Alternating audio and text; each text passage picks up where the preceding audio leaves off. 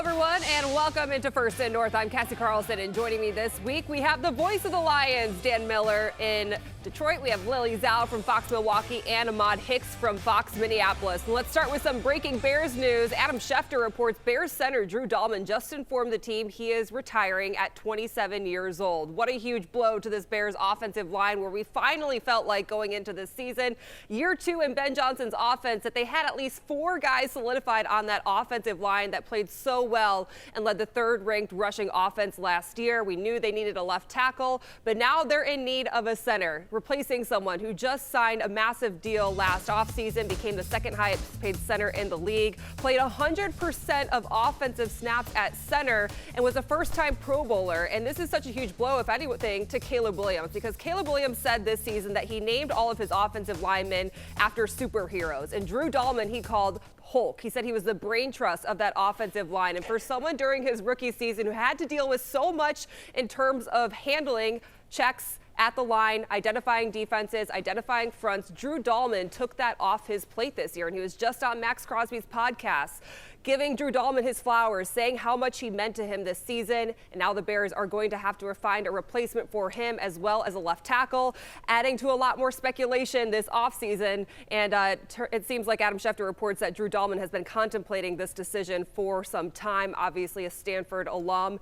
Could be a situation where he is prioritizing his health over everything else. All right, we are coming off a busy week at the Combine, which obviously lays the groundwork for a lot of trades that are going to happen this offseason. Let's start in Detroit. Dan, the Lions trading away half of their backfield duo of Sonic and Knuckles. A lot of back and forth whether or not David Montgomery wanted to be in Detroit or not, and Brad Holmes trades him to the Texans for offensive lineman Drew Scruggs, a 2026 fourth-round pick, and a 2027 seventh-round pick.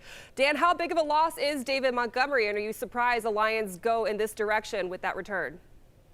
You don't get better trading David Montgomery, but no, not surprised that this is the way it ended up. There were whispers about this during the season as his role diminished, and he had a career low in touches and yards this year. And as the star started to ascend for Jahmyr Gibbs, it was taking away playing time from David Montgomery. And look, we all love Demo. That locker room loves Demo. These fans love Demo. But when he went in, you're taking Gibbs off the field, and Gibbs is one of the best players in the league. He's a touchdown waiting to happen and an electric presence out there that the defense has to take note of. So it was a difficult situation. Now, Montgomery's still an effective player. He will go down there and play good football for the Texans, and the Lions have to find a running mate for Jahmyr Gibbs at this point, because in this league you've got to have two. So we'll see where they go from here. This was what he wanted. He wanted to go someplace where he'd get more of an opportunity to touch the ball regularly. I don't think the Lions loved this, but I think they wanted to take care of a player who had taken care of them. So this is where you end up. Again, not surprising. There was some back and forth. Montgomery put out a tweet over the weekend where everybody said, oh, maybe he wants to stay. But I think the bottom line is he really wanted to go someplace where he was going to get more of an opportunity to play regularly, and that just wasn't going to be here with Jahmyr Gibbs in front of him. All right, Ahmad, I want to go to you because Adam Schefter tweeted this afternoon that the Vikings are open to trading Pro Bowl edge rusher Jonathan Grenard. What's your reaction to that news? Well, first you think about it, it's like, all right, well, that does save the Vikings a ton of money. They are over the cap space right now, so they have to find out a remedy towards that during this offseason process. But you instantly think about the locker room piece that he is, the vocal leader that he is around the team, the guy who leads by example on the field. I know they came up with the slogan last year that said more is required, and that was because of Jonathan Grenard. He didn't have a great season this past year, dislocated his shoulder towards the end of the year, and then ended up having to miss the end of the season. But when healthy, this is a guy that can register 10-plus sacks at any given time, and he's in the middle of his prime right now. So do I love the idea of getting rid of a core locker room guy in Jonathan Grenard? Absolutely not. But on the flip side, does it save them a ton of money and give first-round draft pick Dallas Turner from a couple of years ago more of an opportunity to flourish? Yes, it does. So it's a double-edged sword right now for the Minnesota Vikings, but I think a lot of people around the Twin Cities would like to see Grenard stay. Talk about cost-cutting measures. What happens if the reports come true that they are thinking about cutting Aaron Jones and defensive tackle Javon Hargrave? How does that change the locker room? Well, look, I think you're going to miss a lot in Aaron Jones. He's another one of those core locker room pieces. He's a vocal leader for this team. He's just a bright spot to be around each and every week. But I think we all knew something had to happen. He's making, I think, believed to be close to making $8 million this year, and he was often injured last year, barely finished every game, so they need to find somebody who has a little bit more production and who's a little bit healthier than Aaron Jones, who's probably past his prime. As far as Javon Hargrave, he's been on a lot of teams the last couple of years on one-year deals and things like that. He just has not lived up to his lofty expectations, especially for what he's getting paid. So I think a lot of people predicted this outcome for Javon Hargrave, and sad to see him go, but they certainly have some replacements already on the roster with Jalen Redmond, Levi Drake Rodriguez, just to name a few. All right, well, down at the Combine this past week in Indy, Maxx Crosby was the talk of the town because everyone's wondering where is he going to end up. John Spytek, Clint Kubiak saying that they want him to stay in Vegas for now, but obviously all those trade talks are going to start late nights down in Indianapolis.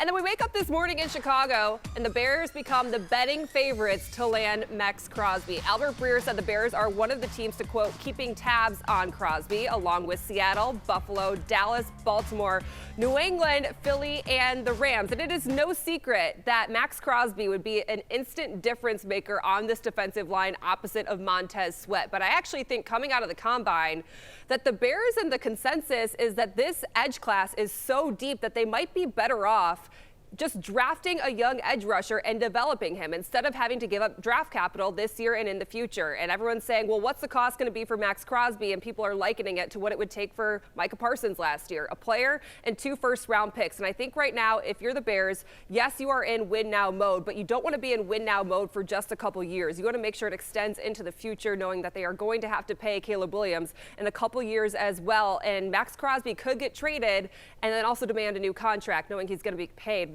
$38+ million a year. Lily, I kept running into Tim Van Voren at the Combine. He was giving me great restaurant recommendations, and I'm sure you heard what Ben Johnson had to say about the Packers. And if you don't, let's just take a listen to what he had to say to remind everyone. What is the deal with the Packers? Who likes the Packers?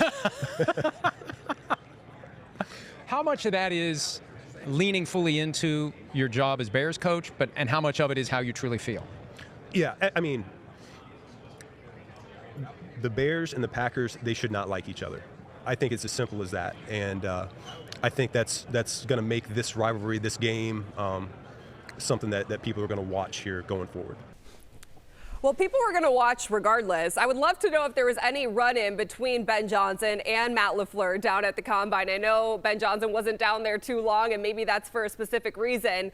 What's Wisconsin saying about the doubling down Ben Johnson has on his Packers hatred? Yeah, it's like Matt LaFleur was like, why do you hate me? But, you know, at the end of the day, I kind of wish Ben Johnson had answered that question. They could kind of skirted around it. But listen, he's brought a lot of juice to this rivalry, and his words meant a lot last year. And, you know, he was a guy that said, I'm looking forward to beating Matt LaFleur twice a year, and he did that. So credit to him. But I will say Matt LaFleur has not been at the Combine. He didn't go this year. He didn't go last year. So just doing more of his work in Green Bay. Brian Gutekunst, their GM, was one kind of holding down the fort in terms of, you know, kind of being one of the Packers brass down in Indy. So they unfortunately didn't run into each other. I know later in that interview, Ben Johnson said, yeah, him and Matt LaFleur just don't talk, and that's okay, and that's the way it's going to be. But listen, it's Ben Johnson has added a lot of spice. He's thrown a lot of fuel in this rivalry. And this season, it's up to Matt LaFleur and the Packers to really answer that. The Bears punched them in the mouth multiple times last year. Green Bay has to counter. So I think a lot of what Ben Johnson is saying is not really sitting well in Wisconsin, but he backed up what he was able to do last year. Packers have to do the same this time. It reminds me a lot of a college football rivalry, which is why I think I like it so much, because you don't see this so often in the NFL, but it is very college football. Let's talk a little bit more about the Packers, who do not have a first-round pick in the draft this year. But GM Brian Gutekunst has made it clear where the team should improve. Take a listen. Certainly in the secondary, I think we're going to need to add some competition, probably inside linebacker, throughout the offense. I mean, there's to me, it's not about positionally, it's more about our entire football team, because how we're going to play. We have a new defensive coordinator. There's so many things that are undetermined right now, but to me, if you get enough well-rounded football players that can compete at any level, the better you're going to be. Lily, do you agree with him, or where do you think the area of focus should be? When you look at positions, I know he kind of said it's a wholesale thing with the entire team, but offensive line has to get a lot better. Defensive tackle has to get a lot better. They were really exposed once Micah Parsons and Devontae Wyatt went down. I think inside linebacker, like you mentioned, needs to get better, and the cornerback group has to get better. So you're talking about a lot of changes on defense with a new defensive coordinator with Jonathan Gannon. They have a new special teams coordinator now with Cam Achord. So there's just a lot of moving parts for Matt LaFleur this offseason, and Brian Gutekunst as well. But he talked about just the team as a whole needing more competition. That's just what he kind of says every single year. But I do agree they have the internal pieces, I think, to be a really good team next season. Again, a lot of those core guys got injured, so they weren't able to finish the year. But this is a good young team that needs to make improvements. But, Brian Gutekunst kind of noting that he believes this team can be good, but there have to be a lot of changes there, I think, in those specific position groups, I think, to make this Packers team really get over the hump. Another topic of conversation from Green Bay revolves around backup quarterback Malik Willis, who might get $30 to $40 million a year and potentially landing in Miami. Take a listen to former Packers DC and now Dolphins head coach Jeff Hafley. A lot of times he really couldn't do what he does best because I was sitting there telling him, if we were playing a drop back guy and he started scrambling, I'd tell him, hey, you got to stay in the pocket, man. Like, stop scrambling. That's not what we're doing today. And then if we were playing a scramble, he could kind of play his game and do his thing. Obviously him and I have a really good relationship, and he always did a really good job and gave us everything that he had. As it pertains to the Miami Dolphins, listen, I think I'd be lying to you. Any team that is potentially in a needy quarterback situation, if they tell you they're not talking about Malik Willis, that would be a lie. So this is considered a down quarterback draft class. There's a lot of free agent quarterbacks out there. Lily, where do you think Malik Willis goes? Does this relationship mean he has a high chance of going to Miami? I think it does, but at the end of the day, it's how much money will he command, and can the Dolphins afford to take him? I think that's going to be a big question, is the money factor in it. But regardless, he will be a starter in the NFL next season. I believe if it is in Miami, there's going to be a lot of comfort with the general manager and, of course, with the head coach. Those guys worked with him the last 2 years. They know what he's about on the field. They know what kind of person he is and the growth he has shown coming from Tennessee and going to Green Bay and sitting behind Jordan Love, really learning and becoming a quarterback. So that change of scenery really helped him become a starter. But I think wherever he goes, he's going to, be a player that this team gets a really good guy first and then a really good quarterback after that. So curious to see if it is in Miami. Again, the Packers and Dolphins will play each other this season. So if it is, that'll be a really fun matchup to watch. All right, well, we can't talk Vikings without bringing up J.J. McCarthy every week. Kevin O'Connell stated he wants a quarterback who is accurate and makes smart decisions with the football. But many national people think the writing is on the wall for J.J. McCarthy. So what is happening right now with the Minnesota Vikings, who are $45 million over the cap, and yet reportedly they want Tua? Okay, and would have to pay. And so behind the scenes, they are going to cut Aaron Jones. They're moving off Hargrave. What's happening? Well, we start our show with that. What's happening is they know privately, yeah, the J.J. McCarthy thing, it's not working. It's kind of like when you get broken up with, where somebody starts seeing other people. Like when they do that, it's kind of clear it's probably over. So there's that element to the J.J. McCarthy situation as well. Similar to Anthony Richardson with Daniel Jones. When they signed Daniel Jones, they were probably going to start him. They were going to have a competition in camp and maybe see if Richardson can play him out. But they sort of knew where it was going. I think this is a similar situation in Minnesota. They know where this is headed, but they'll leave a little wiggle room for JJ to maybe surprise them. All right, so Ahmad, they know where this is headed, apparently. Aaron Rodgers, Kirk Cousins, Tua Tagovailoa, Kyler Murray, all those guys named. In your mind, how does this quarterback room look next year? That's $1 million question here, Cassie. No one knows what it's going to look like. I spoke with a source, though, close to the Vikings this past weekend, and they believe that if they have a chance to go win a Super Bowl, Aaron Rodgers is the guy they should be calling. That's who they should be bringing in. It nearly happened last year. They believe that he still has enough in the tank to get this team to the Super Bowl. That's what one source told me. So there's optimism there. Colin Cowherd, he seems wrong, as he usually is when it comes to Vikings takes and things like that. Tua Tagovailoa is not their favorite as of right now. Hearing rumblings that Geno Smith and Kyler Murray are more of their favorites. And then if you have to get into the next round of available quarterbacks, then Tua would sneak in there. But right now, we don't know what it looks like. I think Mac Jones may still be on the table, but they have to see what that trade market is like for him. And we'll find out here momentarily. But when I spoke with one source this past weekend, they said quarterback is their most important position to figure out this offseason. All right, I'm so happy that anyone but Chicago or someone but Chicago is on quarterback watch this offseason. We need to take a time out. The NFLPA released their annual report card, and we'll tell you where our teams ranked when we return on First and North.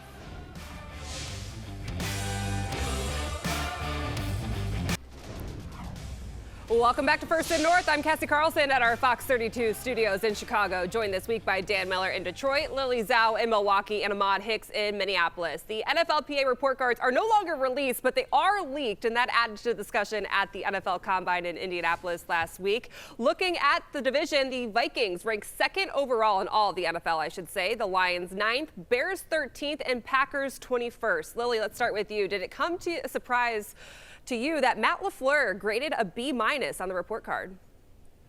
Yeah, it was. I mean, this is a full letter grade down from what he was rated last year, and it was very telling. I think, again, your players are being honest for a reason, and I think a lot was talked about this offseason of, was Matt LaFleur going to come back? Was he going to be extended? So there's a lot of talk there, but now that he is back on a multi-year contract extension, you kind of look at this and say, all right, well, what's going on here? So, I don't know if it has anything to do with the fact that, this was a team that has been unable to close games. That's kind of been a trend in the Matt LaFleur era. I don't know if anything kind of bubbled over late in the season when things just were not going their way. Again, a lot of winning does mask a lot of stuff. So I think, if Matt LaFleur sees this, it's going to be kind of a nice little, not wake-up call, but something that will really motivate him this season to, enhance that and have a team that can rally around him and have a team that can, come back and win games. That's not been their strong suit under him during his tenure in Green Bay, so that's something that must change this season. Dan Campbell receives an A. Offensive coordinator John Morton, who eventually got fired, got a C-. Anything else that was surprising on the report card to you? No, because I think the Lions have tried to improve some things and make this someplace that players want to be. The locker room has been completely redone. It's gorgeous. They redid the training facilities in where the trainers work and where the players go to get treatment. The area where the cafeteria is has been expanded, and I think the choices for the players and the quality of food has been expanded. So I think they've put a lot into the things that go into these types of polls from people to make it a place where players feel comfortable spending all the hours that they spend there, which is usually breakfast, lunch, sometimes dinner, and back early again the next morning. So a lot of work has gone into this. I think they're seeing some of that pay off. No surprise in Dan Campbell's grade, and no surprise when a coach that didn't work out here gets a poor grade. So those things kind of were not surprising to anybody here in terms of the Lions grading. Ahmad, I would say it was kind of surprising that the Vikings' newly fired GM got an A in this report card. I think if you ask anybody else around the facility, they'll tell you he was always the players' first guy. He was very friendly to be around. He was genuine with the players. I think they ultimately respected that. The thing that got him canned, though, was just his decision-making as far as being a general manager. So I think as far as a people person, player report style, I think he was absolutely graded an A for a reason. I think the only thing that surprised me on this list that's not on our paper, not on that spreadsheet right there, is Brian Flores being rated a B+. I would think for sure he would be an A, given how, some of the acquisitions that they brought in last year didn't live up to their potential, and he didn't have a ton of, cornerback or secondary depth, yet this was still one of the top 5 defenses in the NFL. So a little bit surprised that Flores got a B+, but all in all, I think the report card was pretty good, as it always is. Yeah, well, it was no surprise to me that Ben Johnson received an A, but I was surprised to see that defensive coordinator Dennis Allen got a C+, and similar to what Dan was saying, usually you wouldn't be surprised to see with the coach that they let go, but Dennis Allen is remaining in Chicago. The only thing I can point to is that he dealt with a handful of injuries last season, and maybe the defense and players felt some type of way of how they were all handled. But this is someone who came in as a former head coach, took over really as the head coach of the defense, so Ben Johnson could focus on the offense, focus on the entirety of the team and game planning for Sundays, and really made it his own. And despite all the injuries, really showed up in big games when they needed to. So I was surprised to hear that he got a C+, and I would love to hear more from the players on why they felt that way. We talked about the Bears offensive line to start this show, which is always funny when you're talking about something and then another thing happens. We were also going to talk about the left tackle position in this show because the Bears offensive line coach, Dan Rochard, doesn't seem too confident in their options for a left tackle and went on a podcast to voice it. I know what the left tackle position looks like in this league. You are the standard. That's a rare player that comes along, but somebody has to play that position similar to that. And so it's a faceless, nameless guy right now. It has to become the way we play the game at left tackle, similar to what's being done at right tackle. Is that player in the building? I think there's guys that have traits, but not consistent enough, not the way we want it done consistently. Not the thing you want to hear from your offensive line coach in an offseason, coming off a season where it really was the only position where there was a rotation and Joe Thuney moved from left guard to left tackle for the divisional round of the playoffs. And now I would love to know what Dan Rochard thinks about his center, Drew Dalman, obviously retiring. What month are we in? March? Ahead of the season, coming off a year where he played 100% of the snaps. So there's going to be 2 spots to fill on the offensive line. Now, down at the Combine, General Manager Ryan Poles was asked about left tackle and talked about some options that they do have in-house. You can bring back Karan Abagaji is there, but he hasn't really amounted into anything as a former third-round pick who's dealt with a handful of injuries. Braxton Jones you can bring back on a cheaper deal, and Theo Benedict, who got some reps and starts at left tackle last year, but ultimately was not chosen to start there for the divisional round. I think this is something where the Bears are either going to have to look into the draft in one of those later rounds. Maybe if their draft board falls the way they see it at 25, they could draft a left tackle in the first round, but this is also because Ryan Poles decided to draft from the outside in rather than the inside out during his early years in the draft, and so now he never completed the entire offensive line. And while the right half seems to be complete, he's still dealing with finding the most important position on that O-line at left tackle this offseason. Dan, I want to go back to the Lions because they released center Graham Glasgow, so they will be in the market for a center as well, and they also got news that Taylor Decker will return for his 11th season. What do these moves mean for the Lions offensive line? Well, the Decker news is good news because it takes a huge piece off your to-do list. Now, saying that, Dan Campbell also made the point before Decker made it official that even if he comes back, you need to find another tackle, A, for the future, and B, because Dan Skipper, who had been your swing tackle, is retired and he's now on the coaching staff. So they are still very much in the market for a tackle, and it would not surprise me if somewhere early in this draft they took one with an eye on either being Decker's backup, being the swing guy, being the guy who comes in for their jumbo packages, or being the heir apparent either at right tackle where you can move Sewell back to left tackle or at left tackle for Decker, whatever they decide to do. So still in the market there. The center thing isn't surprising. Graham is getting a little bit up there in years, did not have a great season last year. He's been moved around. He did whatever they asked him to do, whether it was guard or center in Detroit. But they were looking to upgrade that center position. I believe they're going to sign a veteran at some point, guy that has played a lot of snaps in this league, to come in and take over the middle of that offensive line. You know, much as the Bears are going to find out, when you lose a center like that, you need to replace him, because when you go up against Brian Flores' defense in Minnesota, you better have a center who knows how to get everybody in position. And the Lions missed that last year when Frank Ragnow stepped away. The edge for the Bears is they have the whole offseason in front of them. And while the Lions did talk to Ragnow last year, he didn't tell them for sure until June. That became difficult. So center, going back to last offseason, has been a hole they need to fill. Glasgow did a lot of good stuff here, but I think they just feel like it was time to move on. And there's some cap savings there as well. Again, center Drew Dalman announcing his retirement from the Bears and the NFL at just 27 years old, considered the brain trust of that offensive line. We need to take our final timeout. Jets head coach Aaron Glenn making headlines for the wrong reason at the NFL Combine. We'll show you why when we come back on First and North.